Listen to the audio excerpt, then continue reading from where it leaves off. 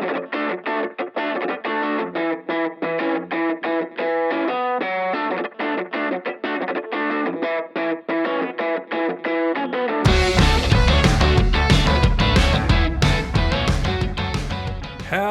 everybody, and welcome back to the Super Anime Bros podcast. This is episode 2. I'm your host, Rosario, joined by my brother, Angelo, and today we're going to talk about something we love. Hey, everybody. Thanks for being here again. This week, we figured we would talk about shows that we're currently watching. So, spring of 2024 anime, which the season's almost over now, so we figured now would be a good time as any to talk about what we're watching. Yeah, without a doubt. We've picked up, I think, like 4 or 5 shows this season. I know you're watching a few more than I am. Yes. Definitely some really solid ones. Just to go through the things that we're watching together. That would be Kaiju number 8. I've really loved it. We'll get into it a little bit later. My Hero Academia, which is on season 7 now. A show we talked about last week, really brought us together in the beginning. Mm-hmm. And then also together we're watching Studio Apartment, Good Lighting, Angel included. We'll get into that later. And then, Ange, you want to talk about the 2 that you're watching on your own? Yeah, so 2 that I'm watching on my own are Konosuba, season 3 now. I've been watching that since it came out. And then the other one I'm watching is a new one. It's Chillin' in Another World with level 2 super cheat powers. All right, man. It's something, but we'll get into more of that later. Into some isekai. It's all right. I can respect it. Before we start breaking down each of the shows, I thought we could talk a little bit about how we decide what we're going to watch every season. You know, some different ways that we find shows, things like that. Obviously, starting off series that are continuing. You know, My Hero Academia is on season 7. We've been watching it for years now. I mean, since season 4 was coming out when you started? Season 4 just came out. Okay. So since like 2020, so 4 years now. Cool. Very cool. Yeah, so obviously with something like that coming out, a lot of hype around it. Finally coming back. Pretty simple there. Obviously, we're going to watch something that we've been watching unless it really fumbled and, My Hero hasn't. So that's exciting. And then really it's just different research outlets, whether it's for Kaiju number 8, for example. I've had the manga for what feels like 2 years now. Haven't really read a whole lot of it, but you hear it's getting an anime adaptation, and it was something I had an interest in at one point. So that definitely was a reason we started watching the show. And then just other outlets, whether it be creators, just researching all the shows that are coming out. I'll usually go through and sift through the genres, see if there's anything that I think that Angelo and I will like, pick things out like that. I know you had a unique way of finding one of the shows you're watching this season. Yeah. I guess I could talk about that now. For sure. For Chillin' in Another World. I'll shorten the title so I'm not speaking too long Sounds here. Good. But for that one, I went like a solid week where I would be like scrolling through TikToks and the theme song for that show would be in like every single one. Like it would be like the top part would be like a guy working out at the gym while he's listening to that. Which the opening, it's super cute. It's the main voice actress who plays the main love interest. She sings a cute song. So it's great, and it got me to watch the actual show. So that's pretty electric. Yeah, it's a unique way of finding shows. No, I mean, dude, it's not the first one. Yeah, I'd be lying if I said I haven't watched the show just because the opening or the music was good.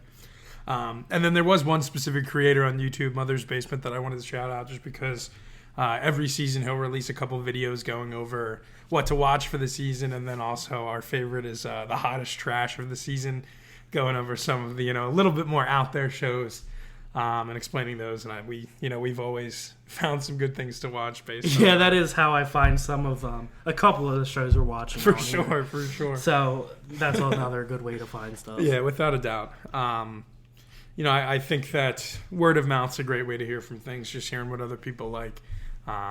Obviously, this is something we talked about a little bit before, but just because something is popular doesn't mean it'll be good. I'm a firm believer in that. I know you are. But if something is popular and drawing a lot of hype, I'm definitely more willing to give it a chance. So from there, I think we can start diving into some of the shows we're watching. Before we do start talking about the shows, I just want to issue a spoiler warning. For a lot of these shows, they're in the first season, so it's not necessarily the end of the world. It shouldn't be anything too earth-shattering. But especially as we get closer to like My Hero Academia, we're going to talk about at the end. we're in season 7. We're going to be talking about some pretty late game stuff. So just want to put that out there before we get into it. But the first show, I definitely want to dive into is Kaiju number 8. It's been the show that I've enjoyed the most thus far this season, and I think you've had a good time with it as well. Yeah, it's been great. I actually really enjoy it. Yeah, that's great to hear. So like I mentioned earlier, this was a manga that I had purchased a while back. Had a little bit of hype around the manga, obviously enough to make an anime out of it. I read a little bit and didn't really, go too far from there. I had heard some stuff about it being like, oh, it's like an interesting hero becomes monster premise like Attack on Titan, stuff like that. So obviously that really, really got my attention. But do you want to talk a little bit about the story thus far and how things have been going in the show? Yes, you want me to give like a brief synopsis of what's going on? Okay, so the main guy, Kafka, what is he, 30? Yeah, probably pushing 30. He's a little older, and he actually has an interesting job. He works in, like, monster cleanup. So when these big kaijus, which are, like, just your typical big, giant monsters, when they get hunted, when they die... I mean, they're in a lot of anime, if you're watching. I'm kidding. Yeah. So he cleans up after them, so when, like, cleans up the body... and all that gross stuff. So that's his job. I do think that's a really cool idea. It's not something that you'd always think about, is what happens after the big monster fights. No, I think in most anime, they don't really talk about that. Like a city gets like half destroyed, but the monster is defeated. Okay. Yeah. They don't really dive too much deeper into like the collateral. Yeah. So that's what his job is, but he really wants to hunt kaiju. Yes, the Defense Force. I mean, I think that it's a pretty fun premise. Obviously we say he's got a cool job. Kafka, the main character, really, really strong-willed guy, really driven. Has had this dream of joining the Defense Force since he was a child. He and his childhood friend, who we'll talk about a little bit later, promised each other that they would side by side defend the country from the kaiju. Does that happen for Kafka? No, not really. Yeah. But I think he's getting a little bit of a chance now. Really. I'm excited to see too what led the two of them to that point. For sure. So there's definitely a lot more backstory that we haven't even begun to touch. There's a ton more that I think we'll get. And I think there's like 10 or 11 issues of the manga out at this point, so there definitely seems to be a good amount of content coming. We touched on it a little bit as I was giving the intro there, but Kafka actually becomes a kaiju. He like eats a bug or something. It's really strange. He doesn't really eat it. The bug goes into him. Yeah, I mean, there's like, we still don't all types know. Of ways. Yeah, we don't know why yet.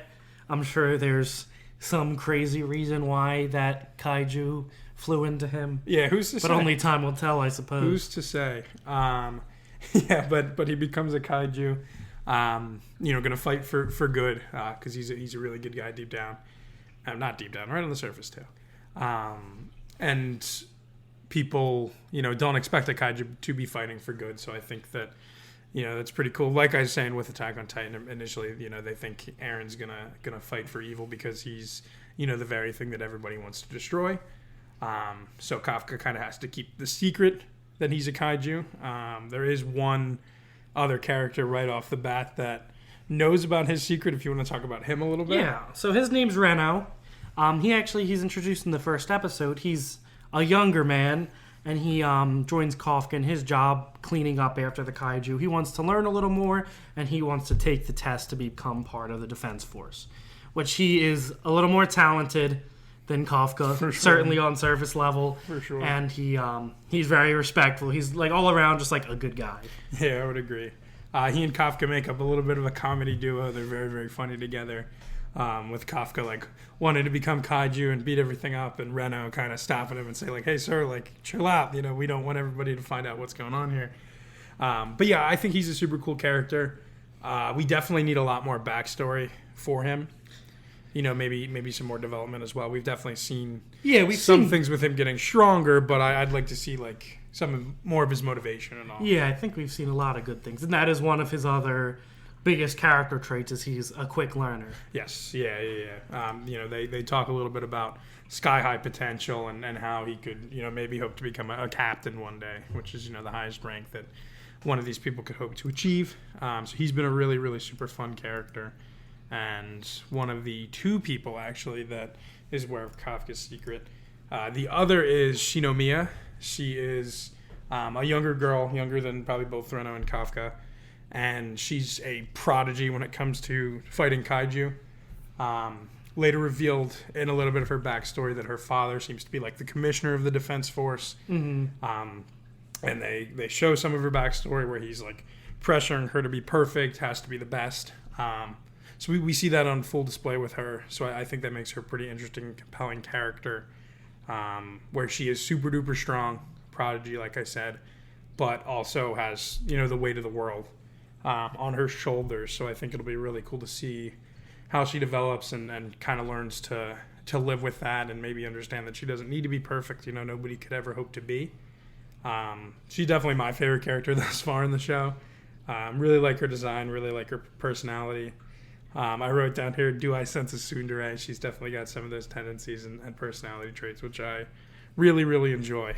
So she's been super cool. If you have anything to add on that.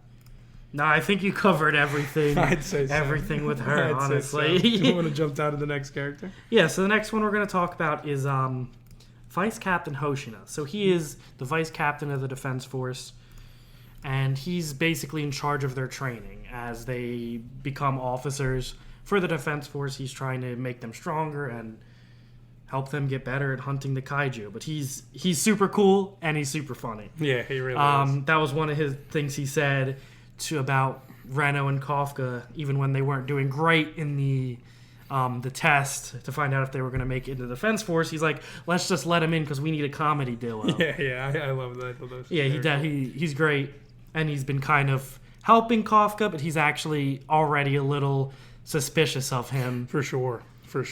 So I think he'll probably find out about Kafka's power sooner than later. Yeah, I do agree that I think he'll be one of the next people to find out. And being the vice captain to the captain, who is Kafka's childhood friend. Her name's Mina Ashida, and super duper strong character. We haven't seen a whole lot about her motivations other than the promise she made with Kafka when they were children. Definitely want to see a lot more of her. But Kafka's now goal is to get to stand by her side. And what that may mean is becoming the vice captain. Him and the vice captain kind of talk about that. So I do sense a potential rivalry, especially once it's revealed that Kafka is kaiju number 8, the titular kaiju. I think that there could be some fun rivalry there with them both being super strong and trying to battle and compete for who could be the number 2 to Mina. I'm just hoping it goes that way. Yeah, I mean, I would love it if everybody could just find out he's a kaiju, but he's a good one. So let's all just be friends. I do and feel let like him it has to fight. get there. But I don't know. I don't know who's gonna discover him. Yeah, and hopefully it doesn't turn out between like a huge fight between Kafka and Mina. Yeah, I think that would suck really bad. I think that there'll probably be an opportunity for him to prove himself. I think it'll be probably similar to Eren in Attack on Titan. Yeah, maybe they'll be able to take him under their wing and be like, hey, if he acts up, we can take him. Yeah, so I do think that would be pretty cool. But we'll see what happens there. But yeah, with just closing out with the captain, definitely hoping for a lot more backstory motivation for her other than the surface level promise they made, which is obviously cool and ties her to the main character, but I'd like to see a little more. So we also have a couple of fun side characters. There's 2 really strong officers that get in the same class with our main guys. They are kind of like rivals trying to be the best of the rest because Shinomiya is the clear and away number 1. But they're both super fun, cool. And I wrote down red hair guy. I'm not sure of his name. Do you have any idea? I have no clue. But he's also a rival. He's Reno's rival. Mm-hmm. But I think it's cool that they all have those rivalries. It makes it interesting, and like the captain said, it pushes them to be stronger. So that's always cool when the main characters have strong rivals. Oh, without a doubt. Yeah, they talked a little bit about this group of officers being like one of the strongest batches of newbies, and everybody's got so much potential. And they cite how much they're pushing each other, which I think is a really, really cool team building aspect of things. So getting toward the end here, we'll kind of talk about some of the villains. The main villain thus far seems to be Kaiju number 9. So it seems as though when the Kaiju are of a certain strength level, or are technically a Kaiju, I mean, they throw around a couple different names. They get numbered. So this guy's number 9. Pretty creepy design. I think you would agree with me on that. Yeah, I don't like him. Yeah, I mean, I think it's a really cool design, but it is definitely creepy. Definitely says, hey, I'm the villain. I think he's almost like the opposite of Kafka, wherein he seems to be a Kaiju that can turn into a human rather than a human that can turn into a Kaiju. So I think it'll be pretty cool to see what his whole deal is. We haven't seen a whole lot from him yet, other than just incredible strength. But I would like to know a little bit more about his motivations, other than, Kaiju are evil, so he's going to be evil. Yeah, I'm sure there's a lot deeper stuff there, because he's like fully sentient. He can talk and think. Yeah. Which a lot of the Kaiju don't. Yes. Most of them don't. Yeah. So I do think that'll be really interesting. I sense he'll probably be the main villain of this, at least opening arc. Though they did recently, I think in the last episode, last week, introduce another really powerful Kaiju who's kind of like man-like, can speak. These type of Kaiju seem to be popping up more and more. And he was really, really sick. I just wrote down Red Kaiju. Looked kind of like a knight. Yeah, he was like a red knight, and he had dragon Kaiju that were helping him attack, and they were pretty sick. It was pretty electric. Yeah, really, really cool. And the basic motivation we've seen from him thus far is he wants to fight the strongest, which I feel like you see. You see a lot. Yeah, I don't understand that, but yeah, I mean, to each their own. Yeah, for sure. I can get wanting to test your skills against somebody who you see as an equal, and if you can then come out on top of that, that's a true showing of strength. But I think it'll be really interesting. Right now, he's fighting the vice captain. I do expect Kafka to have to step in. So that could even be. They're setting it up that when way. the vice captain finds out. Yeah, he might find out sooner than later. Be pretty interesting. That's kind of the basic rundown of the show. I've really enjoyed it thus far. I know you have as well. I'm happy that we're giving it a shot. Yeah, it's been great. The last thing I want to talk about was the opening and ending. The OP, I think, is really solid. The visuals are really interesting. Yeah, definitely unique. Something you don't see every day. Yeah, it looks like almost realistic. Yeah, it's a very interesting animation choice, which is really cool. The song's pretty fun, a little bit more downbeat. And then the ending, which I listen to almost every day. Like, it's One Republic song. Like, I never in a million years would I have thought, hey, they'd call up One Republic to do an anime ending, but it. Well, maybe one of like the anime creators is a big fan. Yeah, it's possible, but it's been really, really cool. All right, you want to start talking about one of your next shows here? Yep. So the next show that I'm going to talk about is once again Chilling in Another World with level 2 super cheat powers. All right. And this is the one that only I watched because I couldn't get that opening out of my head. So I'll give us, once again, a brief synopsis. So the main guy, his name's Fleo. Well, he has a different name originally, but we'll just go to call him Fleo because that becomes his name. Mm-hmm. He is living on a planet where he's just a merchant. He's a humble merchant, he's kind of noble because he's not racist towards the demi-humans. Because on his world, demi-humans are treated basically like slaves. Mm-hmm. And he just believes in that everybody should be treated equal, which is pretty cool, but he has no power, no magic, really, anything like that. Yeah. But he's summoned to another world because he's supposed to be their hero candidate, but they look at his statistics and they're all low. All his stats absolutely suck. He's got not a lot of magical power, nothing like that. But they also happen to summon at the same time another hero whose stats are all 999. That'll do it. So they love that hero. They take him in and they say to our hero, like, oh, you can live out the rest of your life here in these woods. We'll give you like a sack of money and some items that should help you along your way. But we can't send you back to your own planet. So he goes where they told him to, but it's woods that are completely infested with different demons and monsters. Nice. And they also happen to put like a talisman in his bag that attracts any kind of unfriendly beings. Very cool. So basically, they were just trying to silence him. Yeah. But after he kills some slimes, he levels up to level 2. And when he does, his statistics all shoot to infinite. So, like, his power, magic. But he doesn't know what that infinite symbol means till later in the show for some reason. I guess they didn't. Yeah, it was a little dumb. That explains the title. So that's why he is, like, super cheap power. Something happened when he leveled up to level 2. He got incredible power. So he cleanses the whole forest.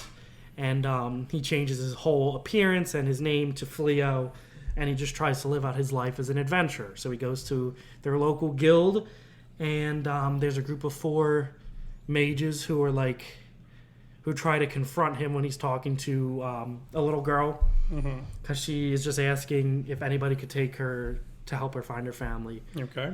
And the 4 girls are like, hey, she's evil, she's going to try to kill you. And they were mad at him because he said he could use what's called teleportation magic, and apparently only really, really super high-ranking Mr. Infinity mages staff can do this. Yes, only incredible mages can do that. So they're like, you're bluffing. So he teleports the 4 of them and the little girl to the woods where she wanted to go, and it turns out she's like this big, evil fox demon, and it tries to kill them. He teleports the 4 other guild members, the 4 ladies, away, and he fights her one-on-one, and then turns out, or he spares her life, and then she's like, oh, like, I'll live my life for you, and he's like, no, I don't want you to do that. She can also be a human, too, so she turns into her human form and falls in love with him. I guess that's something in their culture. All right. But he's like, okay, you can come with me if you want. You can stay with me on my adventure, so that's how he meets the main girl, Reese. And she is great. She sings the opening song. And the rest of the show is basically just about their shenanigans. Going on adventures. Yes, yeah. Right now they have like a nice house set up and the other 4 adventurer girls live with them. And the episode I just watched, the devil, well, I guess their version of the devil, he's called the Dark One, just the Dark One gave up his title because he had quote-unquote gone soft because he didn't want to kill humans anymore. Okay. So they all live together, and he really just kind of wants to make this a world where everybody's treated equal. And now, unlike in his first world, he has that power. So I think it's actually got a good storyline, but it's your traditional isekai, I get teleported to another world, now I'm super strong. Yeah, no, that's... But it's actually worth a watch. Yeah. No, that's pretty cool. I mean, we've definitely heard about a lot of shows like that over the years, so it's interesting to hear you actually kind of watch. Yeah, this one got me. And letting me know how it is, yeah. Certainly sounds pretty interesting. Yeah, it's almost like a harem, but the one girl like kind of likes the devil, but she still also has that like prejudice in her, so she's trying to get over that because like I'm sure she's experienced a lot of like bad stuff that happened from the demons. Gotcha. But who knows how it'll play out? I guess you'll have to wait and see, huh? Yeah, I guess so.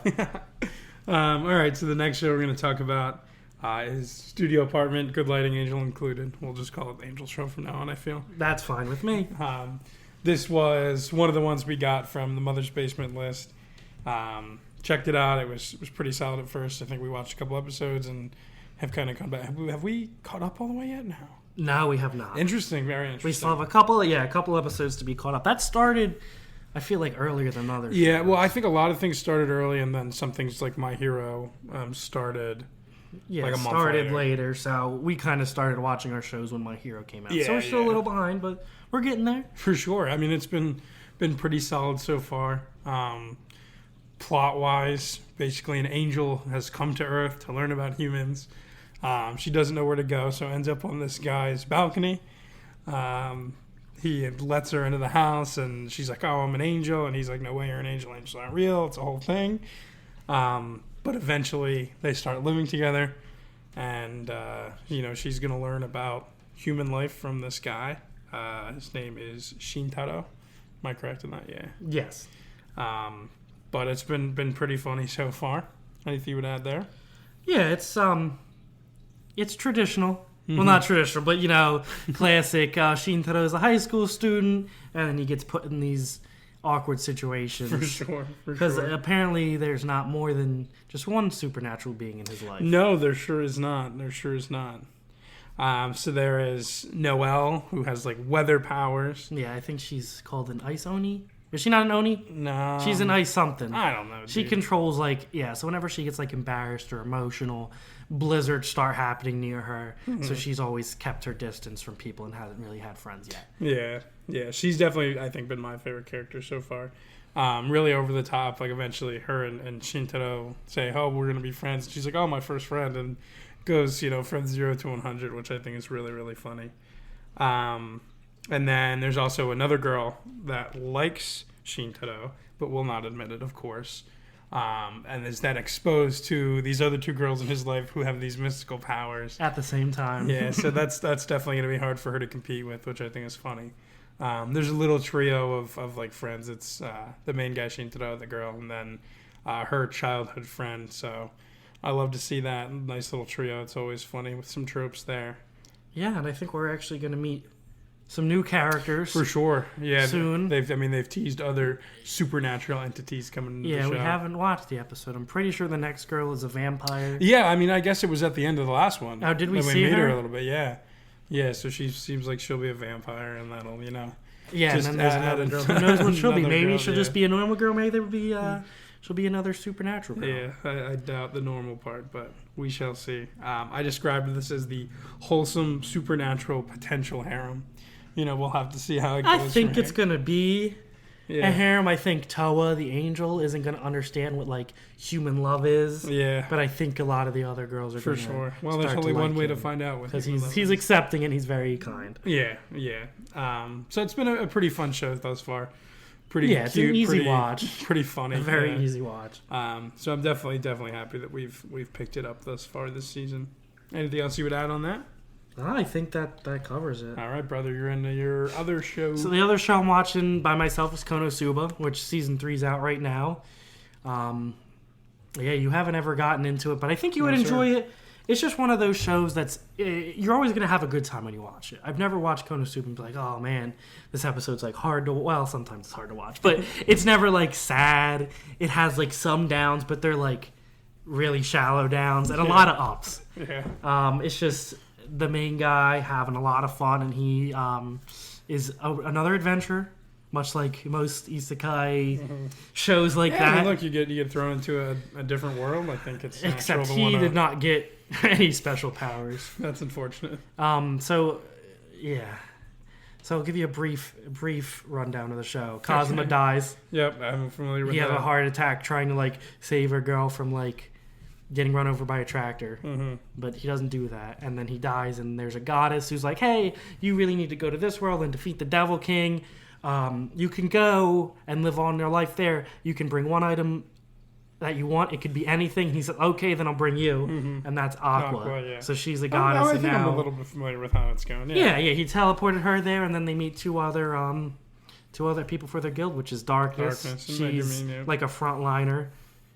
And Megumin is like their firepower because she uses explosion magic, which she can use once a day, and then after that she's like basically paralyzed. So she's good for one attack. But it's one of those shows where it's just tons of shenanigans, always entertaining. I'm not going to get too deep into details with this, but season 3 so far, it seems like it actually has a little bit deeper stuff happening. That's pretty cool. I think we're getting more character development and actually a little bit more romantic development than I ever thought I would see in Konosuba. That's very nice. I thought it was just like giggles, but I mean it is, but there's a lot of other good elements that they're starting to do. So I'm excited to see what happens the rest of the season. Yeah, exactly. Very cool. All right. On to the final show that we're watching this season. It's going to be My Hero Academia, season number 7. Once again, with this show being in season 7, we're going to get into some pretty late game topics, so you have been warned again. This season, I think, kind of begins with some prep for what could be a final war. I wrote down here it's the beginning of the end. Do you get that sense out of it? Yeah, I definitely have got that sense. It seems like all the major powers have like kind of combined. All the villains are united to do what they want to do, and all the heroes are figuring out what their plan is to finish this once and for all. What's left for them, at least, so the season kind of starts out with us meeting the United States' greatest hero, Star and Stripe. She was a pretty cool character, super strong. I wrote down here, OP power. Her quirk, New Order, allowed her to kind of give a specific rule to or an order to like anything, whether it's the air or a person or herself. But she can only use it on two things at a time, which is how it's limited. But it was really, really cool to see that in action. Pretty brief backstory with her involving All Might saving her, which, I mean, you know, that's always cool. You know, you see the former... Yeah, I feel like that's half of the character's it is true. backstory is I got saved by All Might, which is understandable. Yeah, I mean, when you're the greatest hero in the world, I think, yeah, you'll naturally inspire a lot of people. You'll be there to save a lot of people, so that's pretty cool. What were your thoughts on her, getting to know her?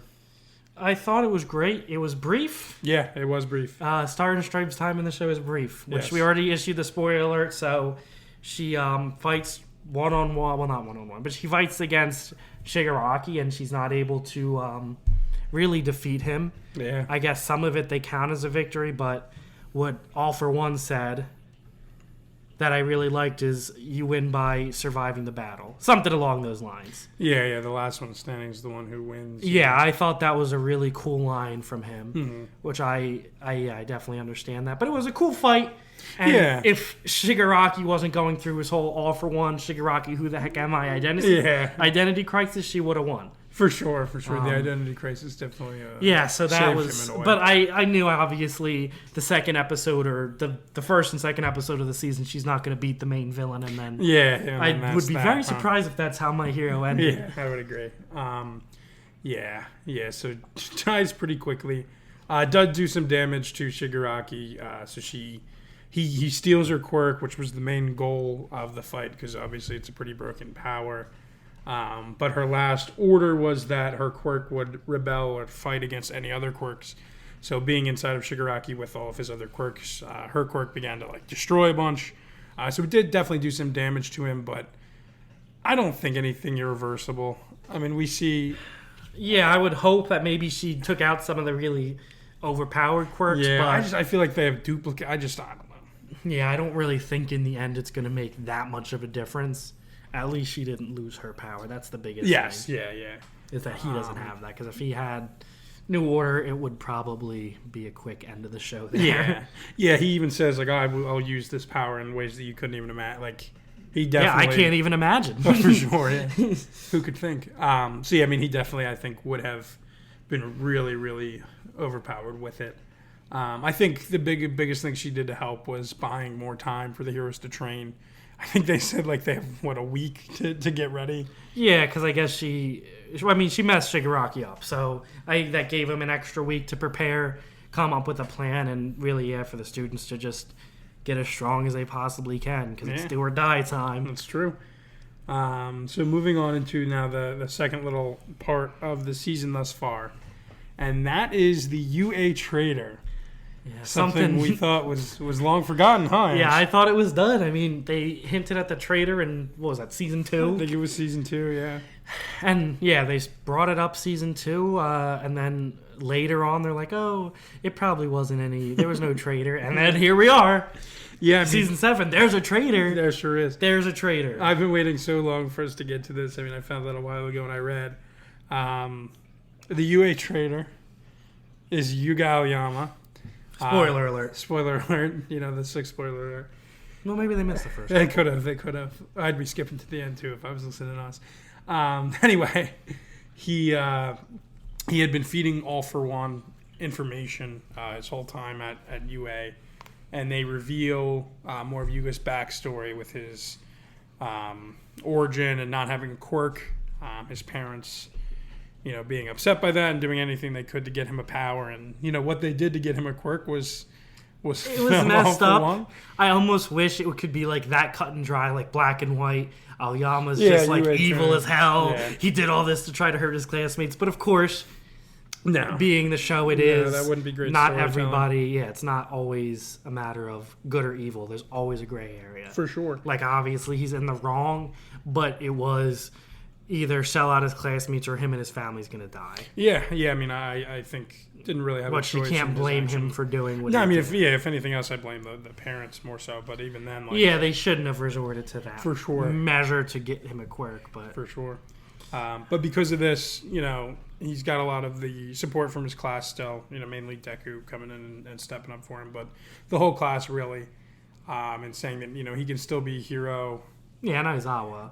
And that was... Yeah, stepping up for him. For sure. So basically what this has become is Aoyama can feed All For One information, and they're going to try to use this to their advantage to trick All For One. We haven't really seen how that's going to go down yet, but it has clearly become their main plan in starting this final war. So I think it's a pretty cool way to tie in this long-standing plot thread that we thought maybe had died. And now it's... Not me. I thought it completely died. The principal, Nezu, says it like, oh, there's no traitor. Well, I don't know. There was. You were wrong. Yeah. No, I do think it's cool. It comes back toward the end here and becomes a major threat again. Yeah, so hopefully they can use that to trick All For One. I know Aoyama's next order was supposed to be to let him know when Midoriya was alone somewhere. Yes, so that's it. They're going to have to use that to their advantage, and he won't be alone. No, he likely will not be, but I guess hopefully they're just have able to get All For One and Shigaraki into a place where they can try to corner him and just finish this. But, their strength, I don't know what they're going to do. No. Midoriya's gotten a little overpowered, but even so, not to the extent that as overpowered as All For One is. Yeah. I guess they did talk a little bit more about their strategy, the heroes that is, and trying to get all of the villains separated, which, I don't even know how you go about doing that. That's going to be I guess not get them task. Together, get them separated. So, I think it'll be really fun to see how this all turns out. But it's been a fairly solid start to the season, I feel. Yeah, it's been very exciting. It's been very, very exciting. Yeah. In closing with My Hero, I really like the opening this season by TK. It's been a lot of fun. Really cool visuals. The song is certainly enjoyable. So yeah, it's been good. I've listened to that a bunch. More of the story is watch My Hero Academia. Yeah. I guess that is a lesson that can be taken away from this week's episode. Watch everything. Yes. But watch My Hero. Yes. With that, that kind of covers all the shows we're watching this season. Looking ahead to next week, I think we'll be talking a little bit about some shows that we're excited to watch for the summer season. Can kind of deep dive into that similarly as we did tonight. Anything else you want to add, Ange? No, I'm good for this week. Yeah, that's good to hear. Thank you guys as always for listening, and we will see you next week. See you next week. Peace.